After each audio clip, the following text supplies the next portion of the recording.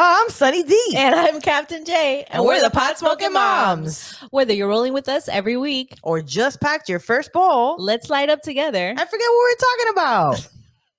Hey, you guys, if you are a fan of the show, we would love it if you rated, subscribed, shared, and just friended us on all social medias. Yes, please. That will definitely help support the show. But before we get the show started, I think it's time to light it up. Light it up, light it up, Smoke light it sesh. up. All right, so I have a bowl here. What did I say that I have? I don't remember. Oh, yes, cherry pie runts from Miami High Life. I'm actually wearing the shirt. See? Oh, yeah, there you go. Our buddy Miami High Life. I also have something from Miami High Life. Randy Watson. One of our patrons was smoking on it, and she said it was phenomenal. And I said, let me have some of that. And you're like, who's Randy Watson? And then she's like, character from Coming to America. Right. Yeah, I didn't remember that was right from that movie. When she showed us the picture, I was like, oh, yes. So if you're at home, we'd love to know what you're smoking on. And we hope that you smoke with us. Cheers. Cheers. Oh, that's right. I have not been using my lighter as much directly. I've been using hemp wick. I need to get new lighters. I've been running out. I've been thinking, we're gonna make our own pot smoking mom lighters, and then that way I could just buy a bunch of those. Yeah. One day. So what's up? How's things going? How are the first week of school for the girls? Really good. I feel like there's some are they happy being in the same school together? They're happy being in the same school together. It's still like a little nerve-wracking for the little one, and lots of emotions. It's a bigger school for her. It's a bigger school for her. It's very different. But it's cool. The homework's been okay. We're just trying to figure out scheduling things, like how to kind of, because my kids like video games now. They're doing all that. But I'm trying to figure out a schedule, because she's, the older one's starting to socialize with her friends more and get online together. And so I don't want to I want her to enjoy that. Because I remember you calling my friends up and starting to do all that.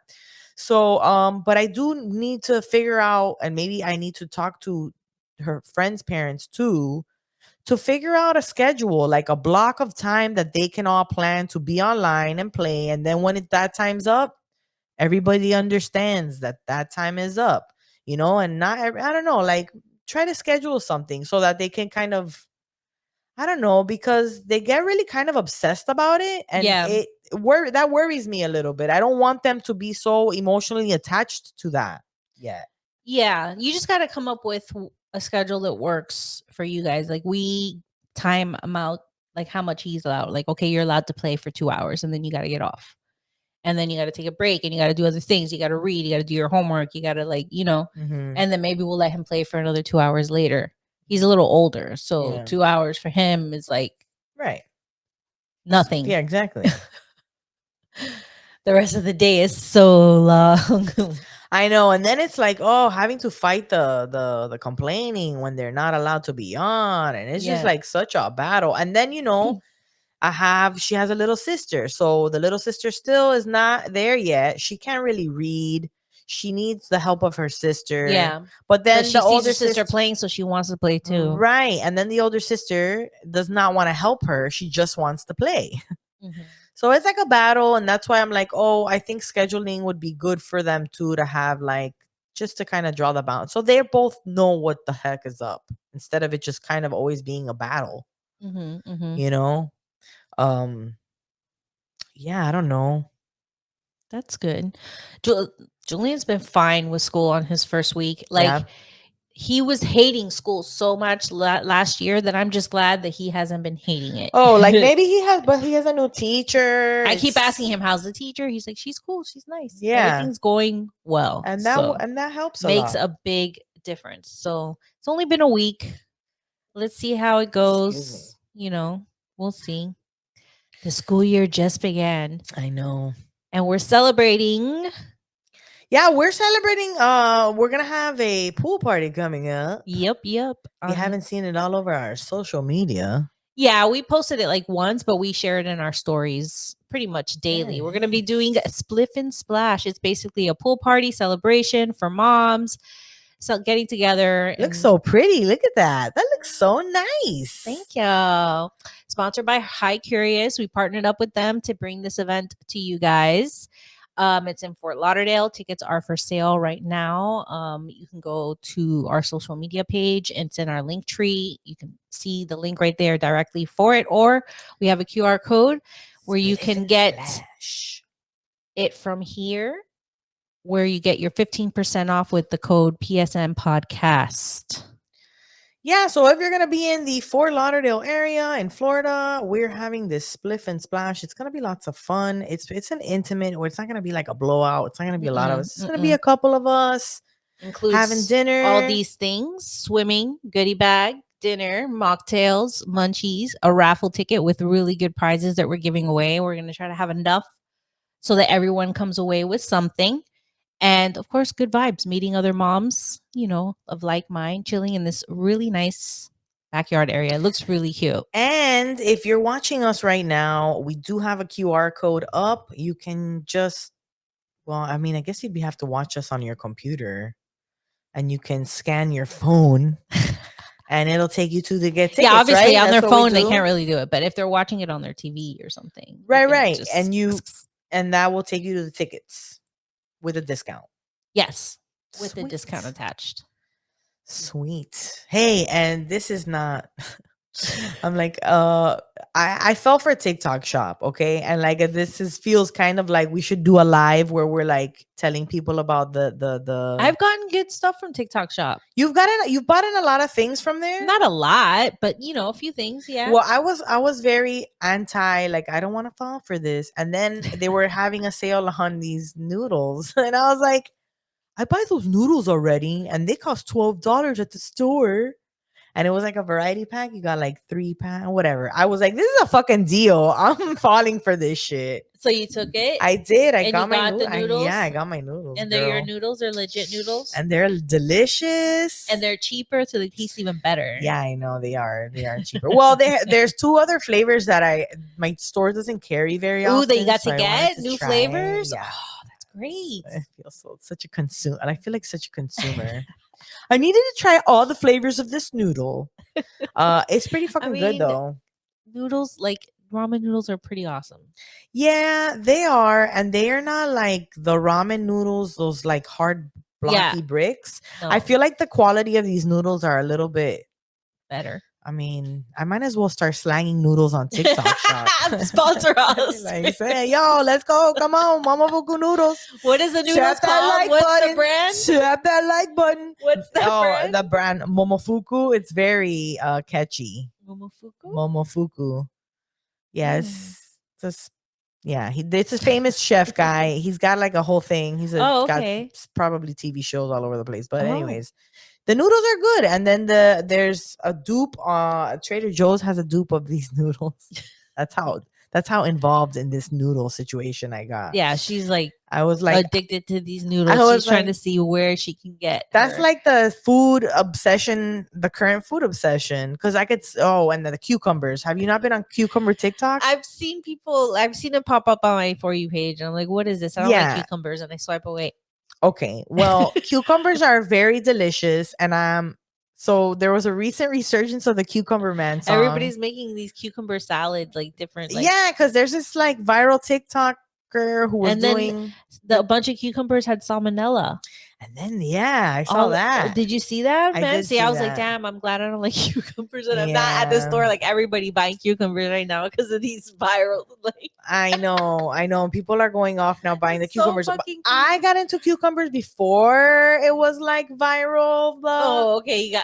But then it just so happened to get viral, and then I was like, "Ooh, yummy! More cucumber recipes for all these cucumbers that I'm suddenly always purchasing." I think it got to the point some stores were like selling sliced cucumber already. Yeah, I saw that, and I was like, "Fuck out of here!" Like, it is not hard to cut up a goddamn cucumber. Like, bitches, please. Wouldn't you want it freshly, like, sliced? I mean, Yeah, but No, I whatever. mean that's why you wouldn't know get it whole, why? so you could freshly But you slice know it. why? Because this guy is using deli containers to throw all the toppings in it and then mix up the Yeah, they're cucumbers selling them in it. in the container. So like I feel like the idea is here's it's already in the container you're gonna get, so you don't have to buy the container. All you gotta do is grab this and buy all the other little things you want to put in it that you're gonna shake it up in. But I do a lot of It's genius. Yeah, it is. And then it's like in one The power jar. of TikTok. I know the Isn't power that of crazy? TikTok. Right, you buy your The new stores are like, oh, okay. We see what's going on. This we should trend. we should just start selling cucumbers on TikTok. Not selling cucumbers. We should just be like, hey, guy, you've seen it here. You've seen Cucumber Guy. Buy it here from us first here on live stream. We're not selling cucumbers. I mean, I don't know. I need to get some money, and that's I have like, I'm just trying to put this looking blinders for a new job. Anybody want to sponsor our show? Yeah, if you're looking to sponsor a wonderful podcast led by a team of outstanding people. Yes, great individuals we got over here. We got a lot of first-class individuals, everybody. Please sponsor the Pot Smoking Moms podcast and give me the money. Yay!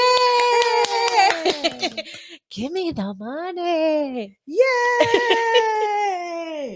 Give me the money.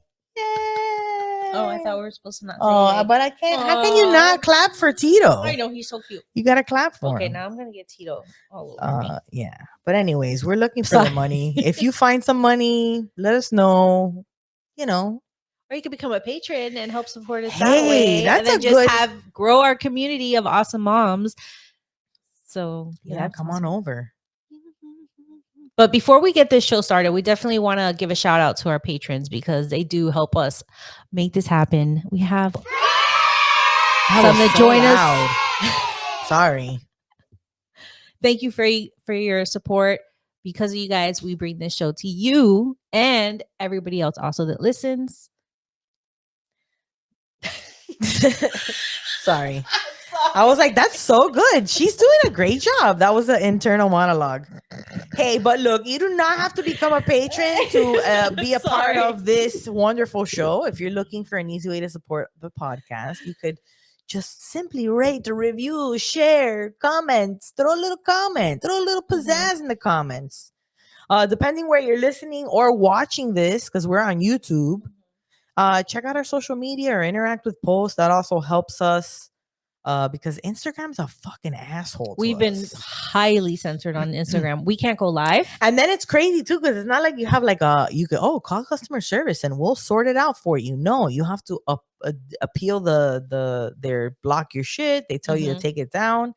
And it's like, I'm so sorry. As long as you pay them, I've seen straight up people selling shit straight up. And I'm like, this is sponsored. Meanwhile, all we're talking about is a news article about a weed leaf. We're just sharing our show, and basically. They're like, we don't want to show you to anybody, and they're banning us. So whatever. So if you need you won't see our content unless you interact with it. Basically, yeah, I don't know. It's pretty much it.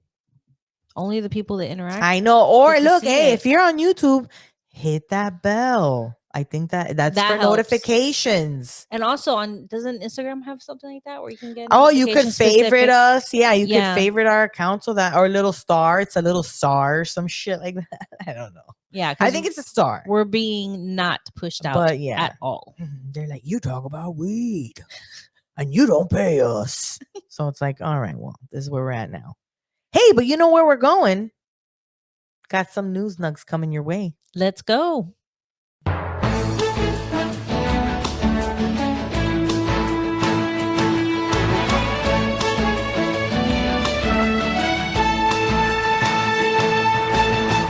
News Nugs, where we get high and read the news to you.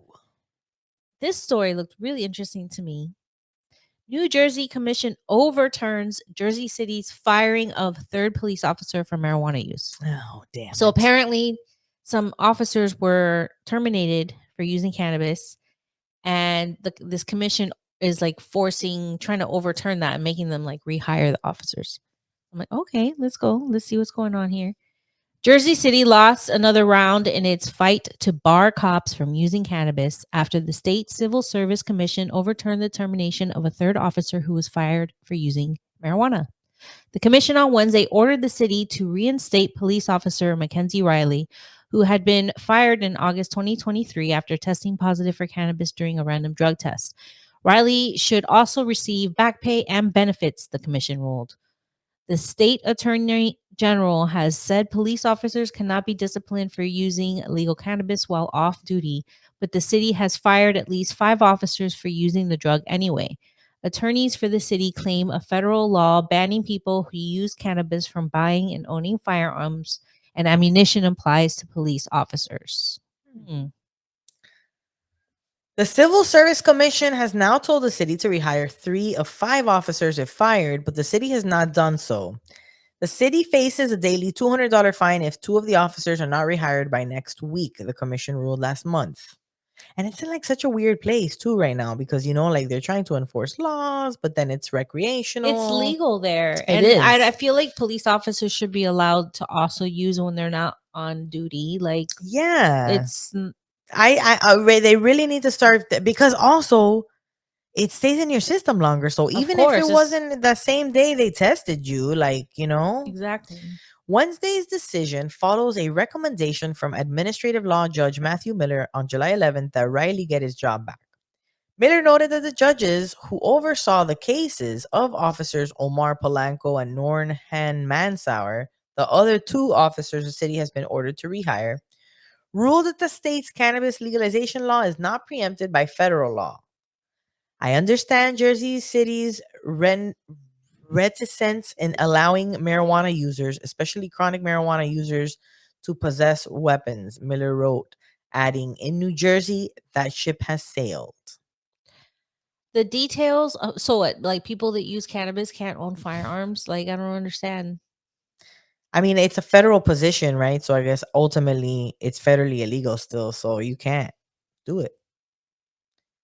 I know, but okay. I don't know one has the other. That's why it's always like the tussle between the two. That's why we're just like, fucking just federally legalize it already because it's always going to be this tug of war. So the details of Riley's case are spelled out in Wednesday's decision. He smoked from a vape purchased at a Montclair dispensary in January 2023, was drug tested the next month. It was suspended in March after he tested positive for cannabinoids in his urine. One unique issue in Riley's case is that the city's contention that he committed misconduct by not revealing on a form given to him when he was drug tested that he was using cannabis as a form of medication. But Miller noted that the cannabis Riley bought that day was recreational because he did not receive a medical marijuana card until a few weeks after the drug test.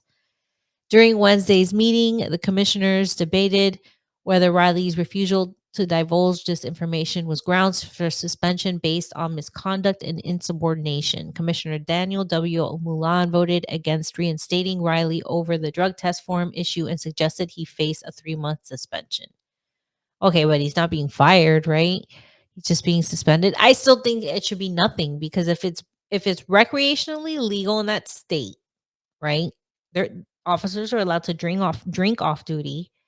Why can't they consume cannabis off duty? Like, I don't understand. Lolo says, I would prefer all cops on weed. Yeah, like they need it. They go through, they have stressful jobs. I know, and alcohol is not really like, it's not encouraged. I know. I think alcohol makes you more aggressive in some cases. So it's like, I don't know. Yeah, I would prefer cops smoke weed on off duty.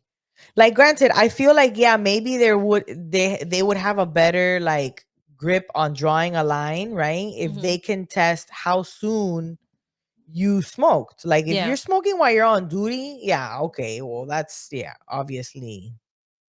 But I don't know. That's also like, but it's like a medication too. If you think about, but he didn't have a medical card. He was right. I feel like he was trying to get it to kind of make a case, but yeah. And it's like, oh, Jesus, okay. Marijuana, in our next story, marijuana is the most effective way for women with endometriosis to manage their symptoms, study finds. Not too surprised by this one. I'm not either. A new study on the use of marijuana to treat endometriosis finds that women who consumed cannabis rated it as the most effective self management strategy to reduce symptom intensity of the often painful inflammatory disease. Results suggest that cannabis has become a popular self management method for treating endometriosis related symptoms, authors wrote, leading to substantial symptom improvement. The study published this month in the journal Gynecologic Endocrinology and Reproductive Medicine analyzed survey responses from 912 adult endometriosis patients in Germany, Austria, and Switzerland. Of those 114 patients, 17% reported using marijuana to help manage the condition, a chronic inflammatory disease related to cell growth on the uterus that can cause an array of pain symptoms. Endometriosis affects between 2% and 20% of women of reproductive age, the study says. Wow.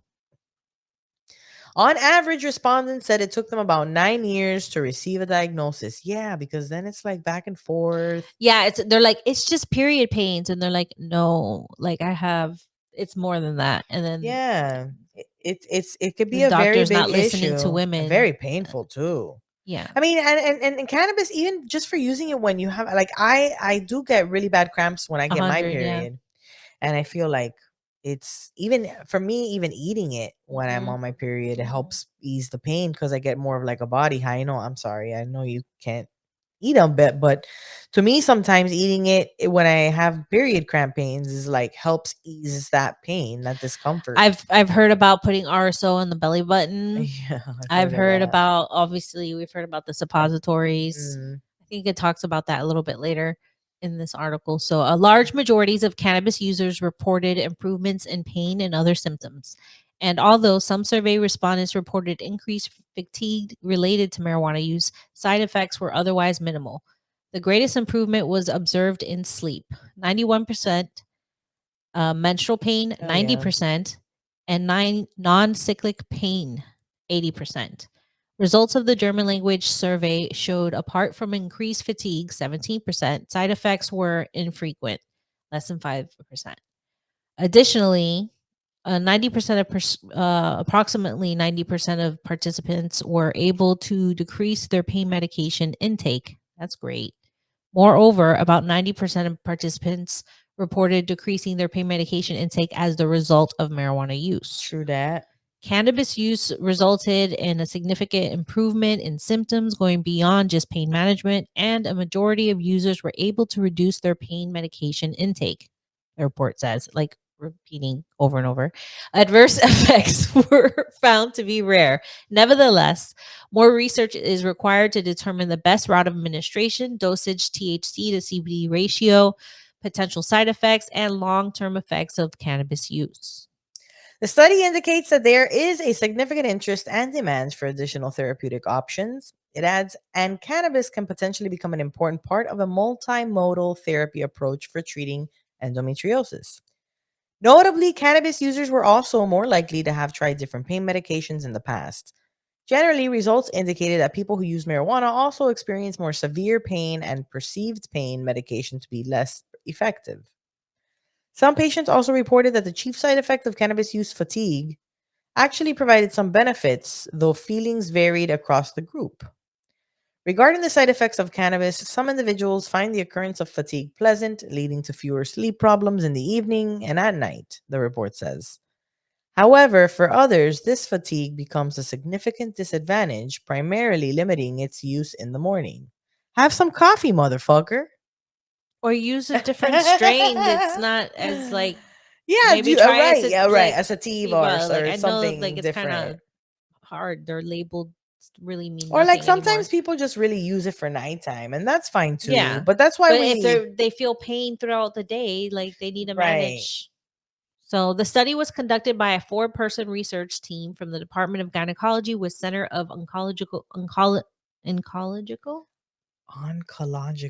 Yeah, that one's Oncological tongue Surgery twister. and Endometriosis Research Center, Chartier and Charit in Berlin, Germany. Is that Charit? Yo no sé. I'm not from Germany. I don't know. It could be. At the time of the study, authors noted cannabis consumption was still illegal in Germany, Austria, and Switzerland. Okay, and all these people were from there. With medical cannabis being rarely prescribed due to complex requirements. Nevertheless, they pointed out that existing therapy options do not always provide sufficient pain relief and often cause unpleasant side effects. Prior research was limited and suggested cannabis may not be Particularly.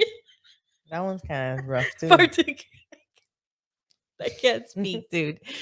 Particularly effective, the team wrote. But cross sectional surveys with endometriosis patients from Australia, New Zealand, Canada, and the USA showed that self management strategies are very common in those patients and that cannabis and cannabis products are among the most effective at pain reduction. Thus, we aim to determine for the first time the cannabis use prevalence, self rated effectiveness, and the possible reduction in medication in German speaking countries, the study says. Authors said that in light of the findings, further research is needed to shed more light on how marijuana might help manage endometriosis, which would better facilitate official recommendations to patients and healthcare providers. Research. Regarding the need for further research, one of the takeaways from the team's findings is that experiences related to the psychological effects of cannabis vary widely, something that could be exacerbated by existing legal and social obstacles to cannabis use. While some users report reduced anxiety, despair, and improvements in mental health, others have observed a worsening of these conditions, the study says. However, almost all responses focused on structural issues. Cannabis is challenging to obtain. Physicians are poorly or not informed at all. Cost coverage by health insurance is laborious and partially unsuccessful. Dosages vary significantly, and there are few alternatives in terms of administration methods. Additionally, it adds concerns exist regarding stigmatization in the workplace and personal environment, impaired driving ability, and the potential for dependency.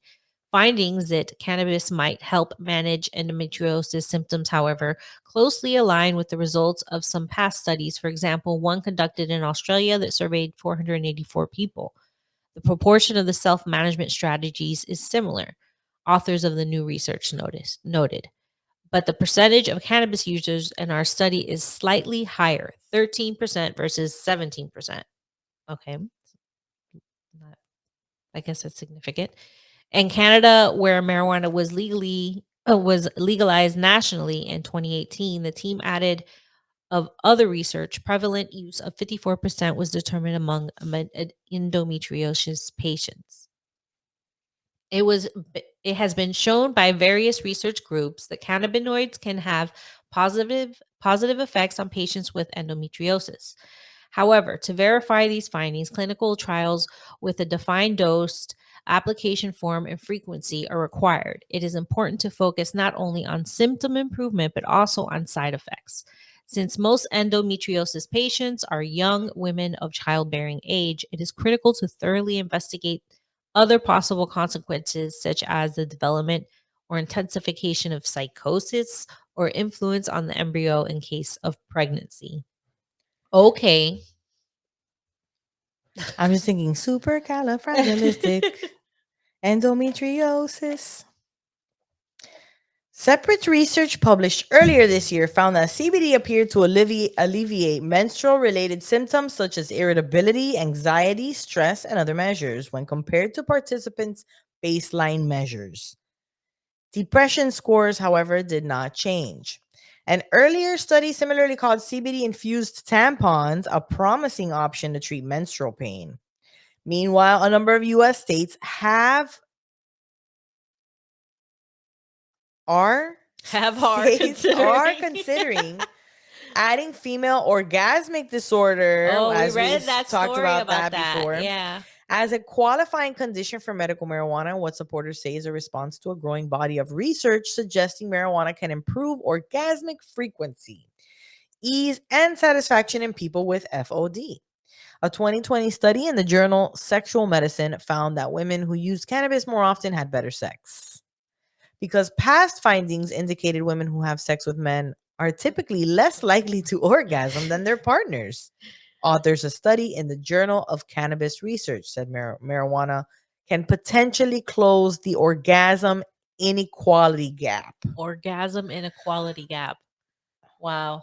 Yeah, I didn't know that was an official thing, but here we are. I feel Now, that's a name for it. The I know. orgasm Now inequality we gap. finally feel seen. There is research and studies, and we now know that we get it now. Everybody gets it now. Okay, yeah. So we actually did read a story about that. That's Yeah, and then we had Canosexual. Sexual on, and she And had she's like, yeah, some that's a real conversation thing. around that. Yeah. Okay, so the state of New York, marijuana officials are laying out a plan for environmental sustainability and energy standards in the legal industry. Let's see what their plan is. So, New York officials are rolling out this broad plan to encourage environmental sustainability and set energy use standards within the state's legal marijuana industry.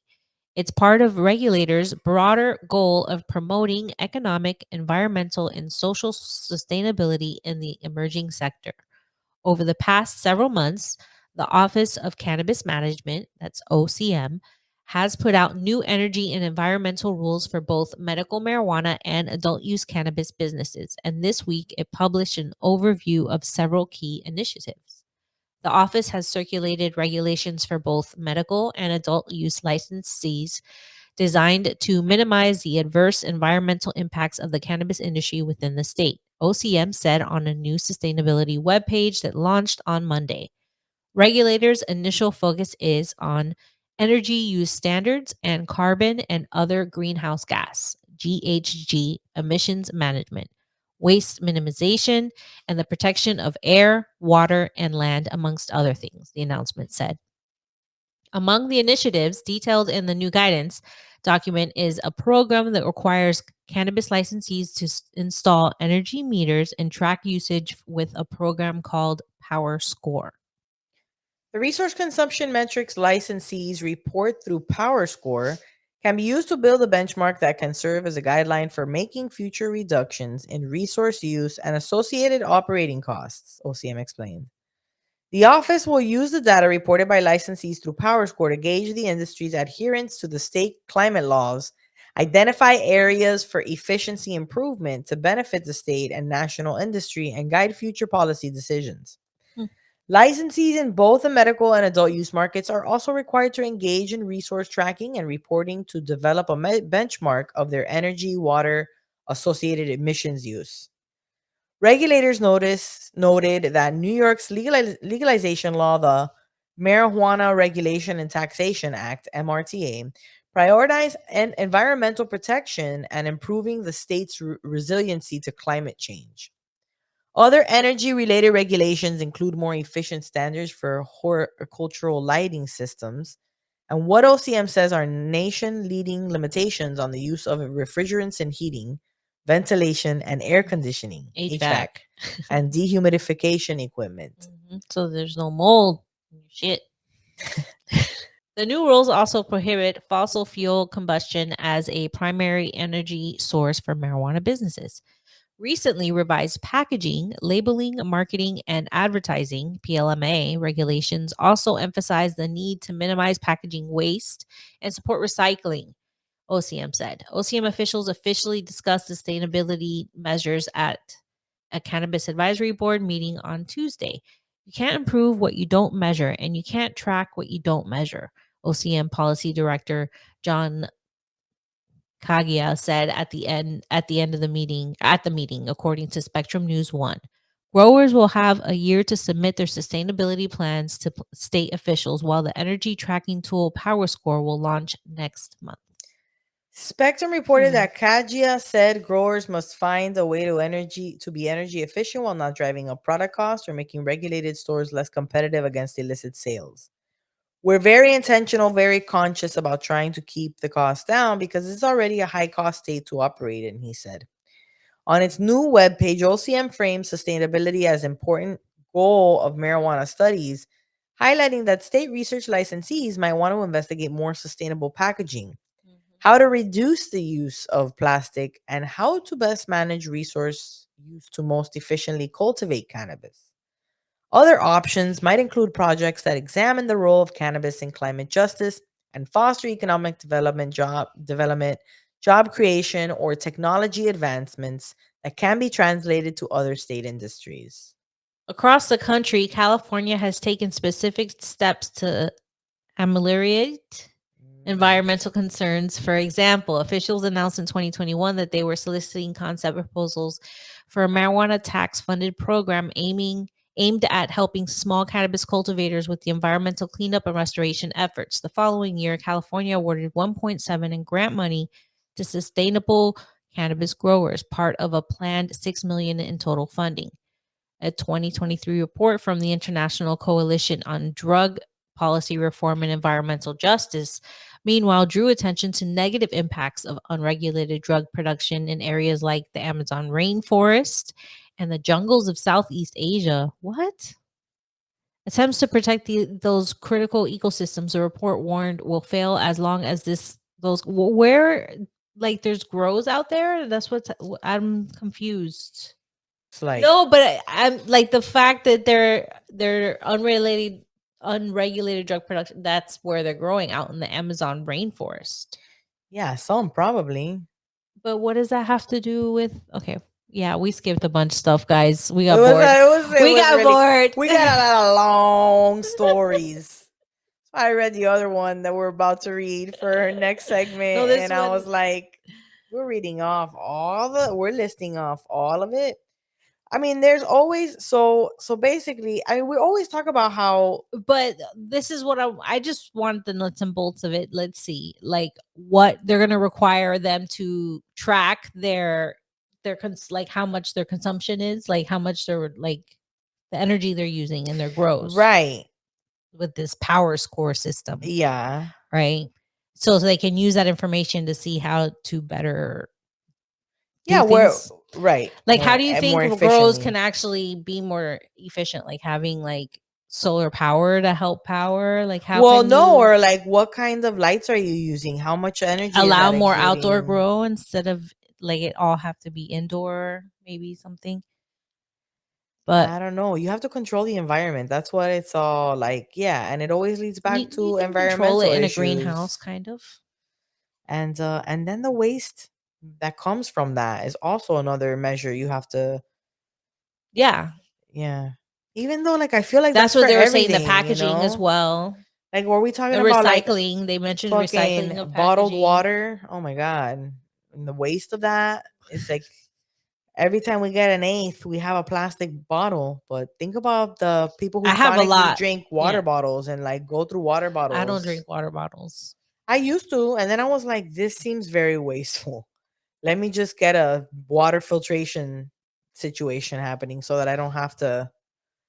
And then, that's why we all then decided to I get have our cups. emotional support waters, whatever, mugs, cups, take everywhere.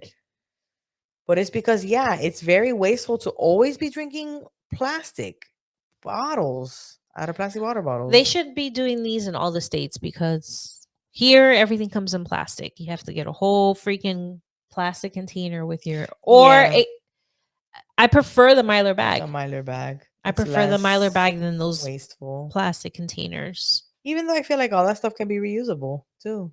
It is, but I why bring my jar. even? Just drop the nugs in the jar, and nobody gets hurt. Yes, so much better. Let me just bring my own container. Right? I All mean, but right. that should be like for everything too. Yeah, there should be more stores like that. There are stores like that where you can bring your own container, or you bring your own container and get the what you want Your out. peanut butter, your nuts, Yeah, like your rice, fruit, your whatever. whatever. Rice, They like weigh it. grains, coffee. All right, so I think we're ready for our next segment. Yeah, guys, bring it.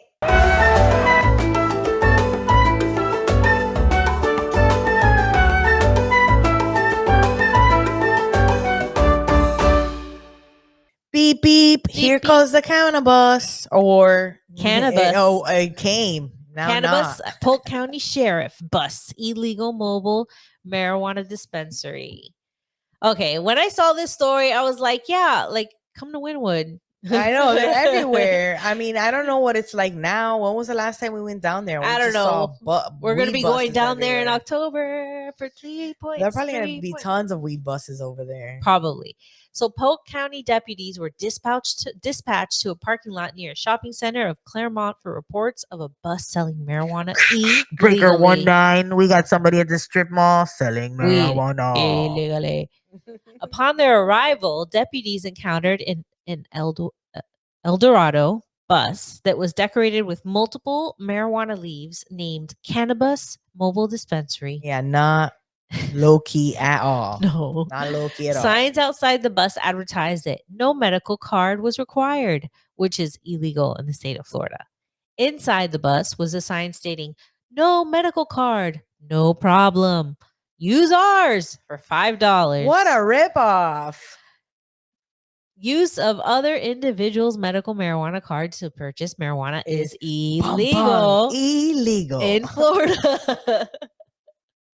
Jimmy Andrea has a personal use medical marijuana card. Jimmy and Bianca told the detectives they purchased the marijuana from a licensed supplier unpackaged with Jimmy's card, then purchased their own packaging material and packaged the marijuana for sale themselves. They do not have a state license to sell marijuana. They refuse to tell detectives where they purchased the marijuana and the packaging materials. What? That is such a So lie. what, are So they're they trying to claim that they went to the to a dispensaries, legal bought weed, dispensary? and then repackaged it in their own stuff, in their own packaging. Yeah, this sounds sus. This sounds so stupid. During a search of the bus, detectives found multiple containers of marijuana, drug paraphernalia, a digital scale with cocaine residue, vape cartridges, and packaging materials. Deputies located a multicolored package containing green leafy substance with a warning label that stated the following: government warning, this product contains cannabis, a Schedule 1 controlled substance. Okay. Substance tested positive for marijuana. Not surprising. A total of 12 packages of marijuana were located. Each package is labeled 3.5 grams, making the total amount located well over the 20-gram threshold to be a felony. Oh. Daniel McCreary, Jimmy Andriol, and Bianca Andriol, on a crazy hijinks, were all arrested. They were all arrested. No shit. Deputies say that McCrae and Jimmy Andriol both became physical with deputies. What? Then they say resisted Andriol also arrest. threatened the detectives during his arrest and stated that he had been to prison 4 times and has battered law enforcement officers in the past. Oh my god! Man, he was You're like not helping yourself yeah, out, buddy. He was bragging. So this is the crazy charges that these people. So we have Daniel McCreary here. He's 37, an employee of the CMD, according to the Florida Department of Corrections website. He has been to prison 3 times for robbery, burglary, and grand theft in Osceola County. He is currently charged with resisting arrest, possession of marijuana for intent to sell, possession of drug paraphernalia, possession of marijuana for over 20 grams, keeping a vehicle for drug sales, and possession of cocaine. Oh shit, they had coke too. He had got a banging record. Damn. Congratulations there. Oh wait, we're not congratulating them. No. Jimmy Andriol, 40, Poor the husband guys. of Bianca Andriol and the owner of CMD, he has previously been arrested on 48 felony charges, 48 Wow. misdemeanor charges in Osceola. Is he the one Orange, that was saying Seminole the County. stuff about beating up officers? No, it must be the other guys. Talk about he'd been in prison 3 times. Oh. Oh no, wait, maybe it is this guy. He's been to prison 4 times. For a battery on a law enforcement officer, burglary, drug possession, and grand theft. He is currently charged with possession of marijuana over 20 grams, possession of drug paraphernalia, possession of marijuana with intent to sell, solicitation to purchase marijuana, keeping a vehicle for drug sales, and threatening a public servant. Oh, see, he is the one that threatened the one. Jimmy, what the fuck are you doing? Dude. Like, why would you want to be so obvious? Like, I guess they had no problem. I wonder how long they were operating before they had a problem and who was the concerned citizen that reported them. For real. So Bianca, the wife of Jimmy, and the owner. She has previously been arrested for battery and resisting arrest by the Osceola County Sheriff's Office and battery by the Orlando Police Department. She is currently charged with the possession of marijuana of over 20 grams, possession of marijuana for intent to sale, possession of drug paraphernalia, and then keeping a vehicle for drug sales and solicitation to purchase marijuana. Smoke Damn. weed every So, day. like, Day. every one of these that we see operating are in danger of all these charges being brought to them, because I feel like I've seen a lot of stuff like that before. Yeah, I It's mean, not something there's new. Pothead Mom had taken a Where's Polk video County?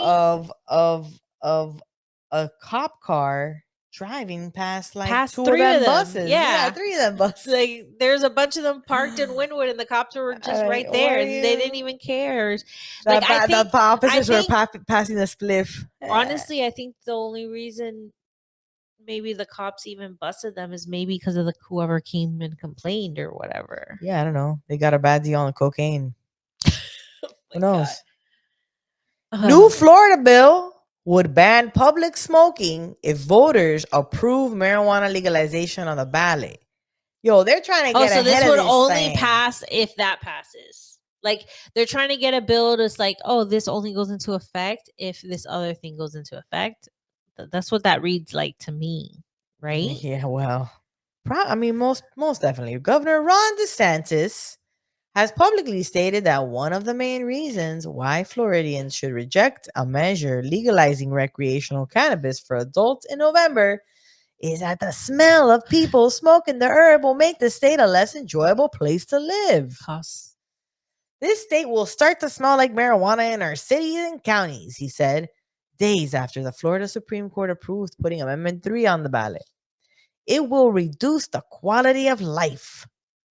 To combat that concern, Sarasota Republican State Senator Joe Grutters said Thursday that he'll introduce legislation next year banning smoking in all public places in Florida. The former Republican Party of Florida chairman stunned some of his colleagues 2 weeks ago when he came out in support of the proposed constitutional amendment, but said that he wants to get ahead of the concerns that DeSantis and others have expressed about side effects. People don't want to go outside and smell it, Grutter said on a remote conference call with reporters. They don't want to see it in public places. And so, to me, let's follow the Arizona law and let's go ahead and ban public smoking in all public spaces. I think this is easy to do. This is well within our authority, and I think we need to get ahead of this. And that's the whole purpose of the bill. It's very simple. And the referendum the Arizona voters passed in 2020, legalizing cannabis for recreational use, the specific text of the law says that it does not allow any person to smoke marijuana in a public place or open space. That's so crazy though, too. Like, okay, I understand if it's a public place indoors and they say like, no, it's not allowed. But outdoors? Is not allowed outdoors and like outside? If it's like not near children, you know what I mean? And you're Uh-huh. like away, kind of like how there's smoking laws about you can't be by a school and you're smoking cigarettes. Right. Like, just being a safe distance from I like how people are like go outside to smoke cigarettes. I think it should be Right. the same. I mean, Like, there are areas you could do it in. They're just exactly. marked off areas. Little areas designated for that so that you're being considerate, you're being demure, you're being cutesy. You go over here to smoke. I'm so sick of that trend. So over it. Good for her. Get your bag, girl, but everybody now, come on, shut up. Florida law limits proposed constitutional amendment ballot summaries to 75 words. That's allowed DeSantis and other critics to suggest some wild scenarios if the measure passes, such as allowing individuals to bring 20 joints to an elementary school. Oh, that was crazy when he said that. That was so stupid. Grutter said that he's confident the legislature will address all of those unanswered questions if the measure passes in November. When this passes, the implementation portion of the bill that the legislature will come up with, that's the easiest time to put some of these guardrails in place, Grutters said. And I would not want to wait for all the local governments to come around and do something, but at the same time, you got to come up with a solution for a bill that will pass.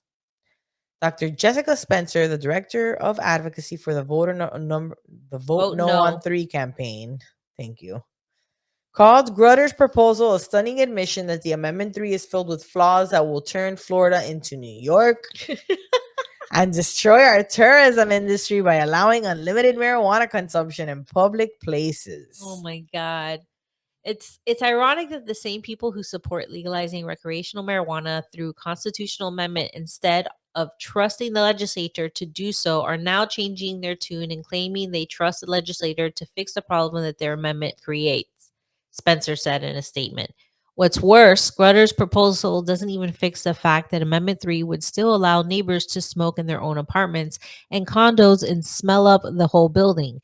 Amendment 3 and the failed plan that Grutters is proposing to bail it out must be rejected. According to the proposed bill language, the term public place means a place to which the public has access, including but not limited to streets, sidewalks, highways, public parks, and the common areas both inside and outside of schools, hospitals, government buildings, apartment buildings, office buildings, lodging establishments, restaurants, transportation facilities, and retail shops. Which I feel like that should be standard, right? So Lolo here says, wait, so you couldn't smoke outside or inside your apartment? That's what I'm saying. Like it did say apartments, but I think they mean common spaces in apartments, not your apartment specifically. Right, like not in the hallway while you're walking to the elevator. You can't just blaze up there and shit like that. Yeah, but like to the point of the smell, like if you're smoking in your house, people are gonna smell it in the rest of your building. Right. Yeah. So like wouldn't it be better if they could go outside and smoke it? Right, if you have a balcony or something. Yeah.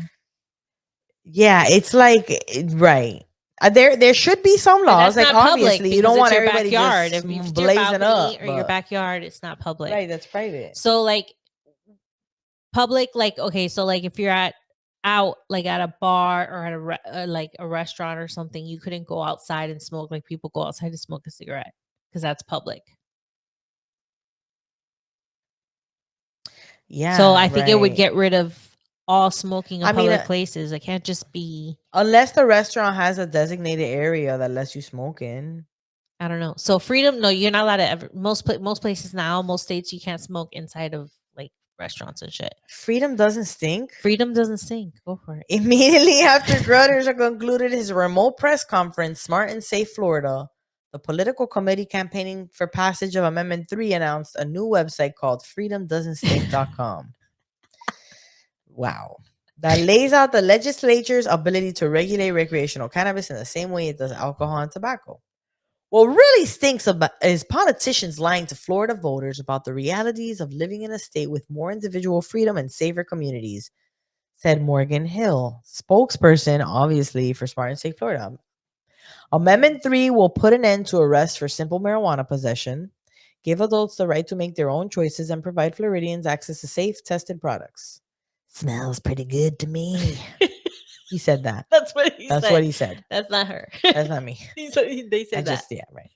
Joining Grutters on the conference call was Tampa Bay Democratic Senator Daryl Rousen, a Broward County House politician. Chip LaMarca. That sounds like such a made-up name. Chip LaMarca. Rousen said he is signing on as a co-sponsor of the bill in the Senate, while LaMarca will sponsor it in the House. LaMarca worked with Grutters in the 2022 law that allows local governments to restrict smoking on public beaches and public parks that they own, with the exception of cigars. The cigars are okay. Cigars Yeah. are okay, really? They're way stinkier. They're way stinky. They're so stinkier. stinky. They're super stinky. So cigars would be included as part of this legislation, Good, fine. Grutter Fuck said. them. Get rid of those too. See, man. but see, that's the thing. It's not fair, like to have cigars allowed and weed not. So I guess Florida is known for its clean water and its clean air. We don't want people to come down in public places, regardless of what happens on November 5th, said LaMarca, who said that the Chip proposal LaMarca was a good idea, and that's why he wants to be involved in it. I really have nothing to do with the amendment, but I think it's a good idea either way. I want to make sure that we keep our pristine environment and people can go enjoy themselves at sidewalk cafes, beaches, parks, and quite honestly, their own neighborhood. Neither Rousen nor LaMarca would say whether they support Amendment 3. Oh, but they wouldn't say that? Yeah, what? Why? Split with DeSantis in supporting measure, Grutters is going up against the Governor DeSantis and the entire Republican Party of Florida. Both have come out in opposition to the proposed amendment and are raising funds to defeat it in November. I have not talked to DeSantis specifically about this bill in particular, but I have reached out regarding my support for the amendment, and I'll leave it at that, Grutters said. Amendment 3 needs 60% support to become law later this year. The measure is getting 56% support from Floridians, according to a poll released on Wednesday from FAU. Other polls, however, have shown it receiving more than the 60% required for passage. I don't know. I think it'll pass. I think it will pass too. Yeah, I think it'll pass. I think it will pass, but not when we say pass, we're talking about Amendment 3. I don't think this fucking dumb smoking bill, like no smoking in Yeah, I public don't know. places, shit's gonna go. That's stupid because, like, okay, for example, like Tampa's cigar city, like it's known for cigars. Like people go there to smoke Yeah. cigars at like different places there, and you know what I mean. Like you can't ban that. Yeah, I think that there's gonna be there's gonna be like a pushback on that. People are Whatever. gonna I be want to happy about it. smoke weed in the streets, guys. We'll be mindful. We'll if we see people, kids in the we don't go blow Yeah, smoke we're in not kids' gonna faces. be like, "Hey, come over here, kid. I got something to show you." Like we're not. Come on. But I do get like there needs to be some kind of rules too. You can't just. Of course, you got to be like certain number of feet from the entrance of a place, Right. like different things like that. It's again being respectful, being mindful, being very demure. All right, so our next story is kind of fucked up, guys. This pissed me off when I saw this intention to turn some of our state parks here in the state of Florida into golf courses and into golf courses and stuff. So Floridians bulk back at DeSantis administration plan to build golf courses at state parks. The golf course is not a threatened species in the Sunshine State, but the Florida scrub jay is. And advocates are warning that life for the small blue and gray birds and many other imperiled species could get much harder if Governor Ron DeSantis' administration follows through on a proposal to build golf courses, pickleball courts, and 350-room hotels at state parks from Miami to the Panhandle. State parks are the last strongholds for a lot of wildlife in rapidly urbanizing communities in Florida, said Julie Rathmill, executive director of Audubon, Florida? Audubon. Audubon, Florida. Okay. They have an outsized importance, not just to wildlife, but also places where Floridians and visitors can continue to see what Florida was like, she said. It's the best of Florida. DeSantis has enjoyed rock-solid support from the Republicans who donate state politics. Dominate. It has been rare for DeSantis to get pushback on anything from the GOP lawmakers, and he has a reputation for seeking vengeance when they do. Whoa. So true. But it appears a political line in the sand is being drawn after DeSantis administration announced plans this week to carve out golf courses and pickleball courts in Florida's beloved state parks. Unlike the issues of abortion, LGBTQ rights, race, and guns that have divided voters, state parks apparently hold a place in the hearts of Floridians, regardless of party. The state park system has received national recognition for years, and people are resistant to change the protected lands they enjoy. The proposal announced by Florida's Department of Environmental Protection to build new sports facilities, hotels, and glamping sites at 9 state parks across Florida has drawn a wave of opposition, not just from nature lovers and bird watchers, but also from members of DeSantis' cabinet, a Republican member of Congress, and conservative state lawmakers. That includes outgoing Republican Senate President Kathleen Passidomo. Our vision for state parks did not contemplate the addition of golf courses and hotels, which in my view are not in line with the peaceful and quiet enjoyment of nature, Passidomo posted on X. From what I know at this time, the proposal should not move forward in its current form. Amen. It's like, please, like, there's only so much of Florida that's still wild and left. Like, why keep developing?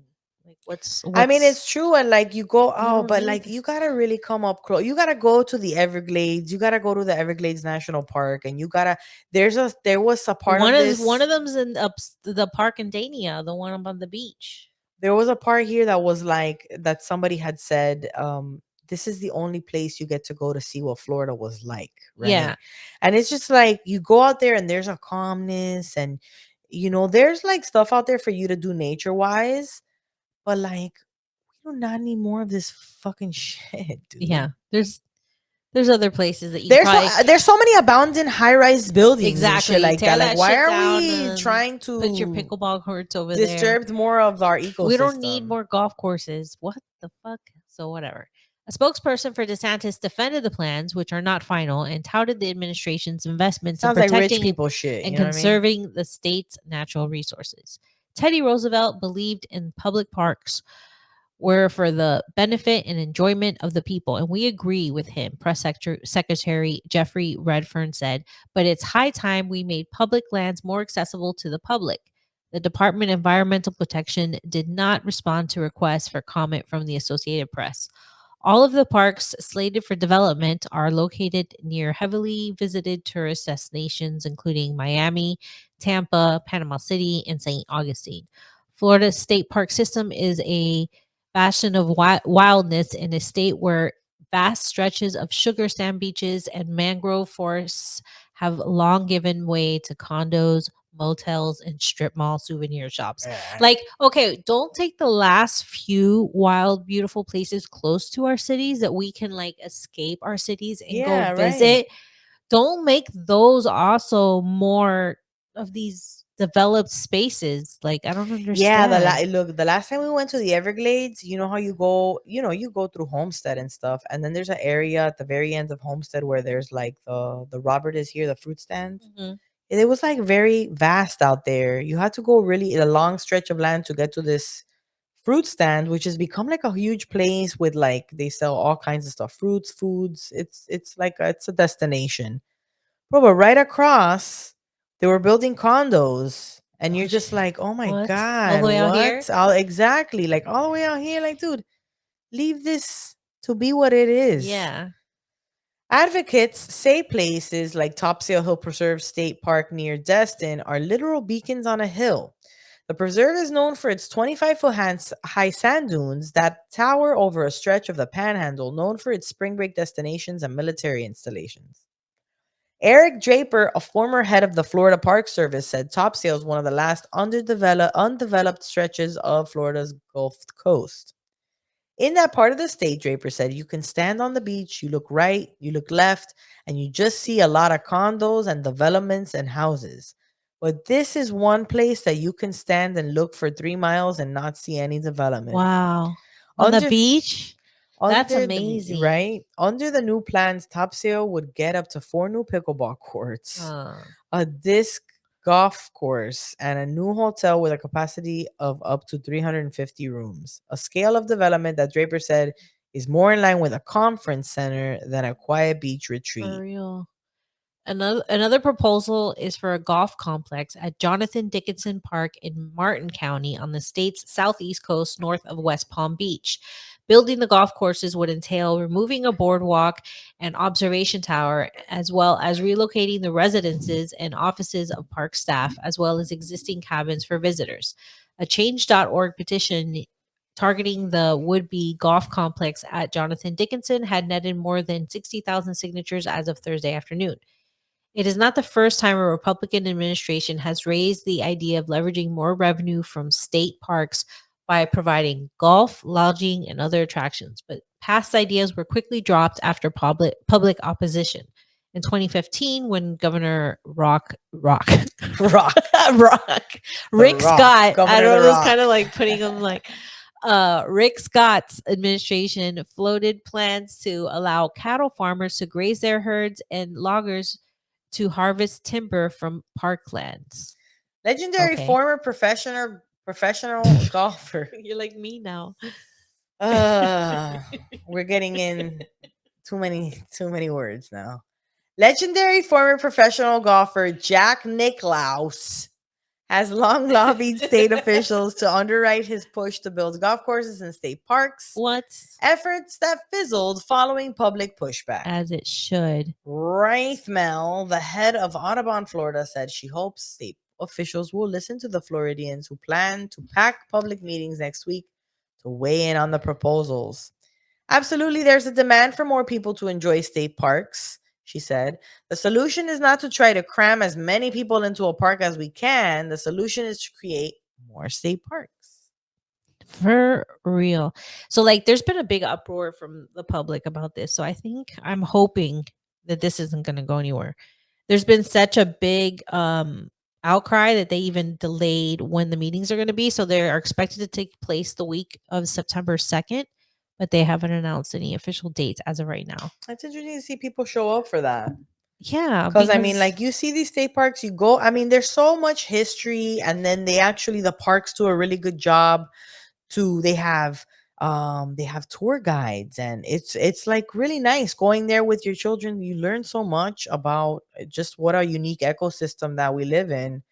And to hear that they're like doing stuff like this, I mean, you know, you got to draw a line somewhere. For real. Save our state parks.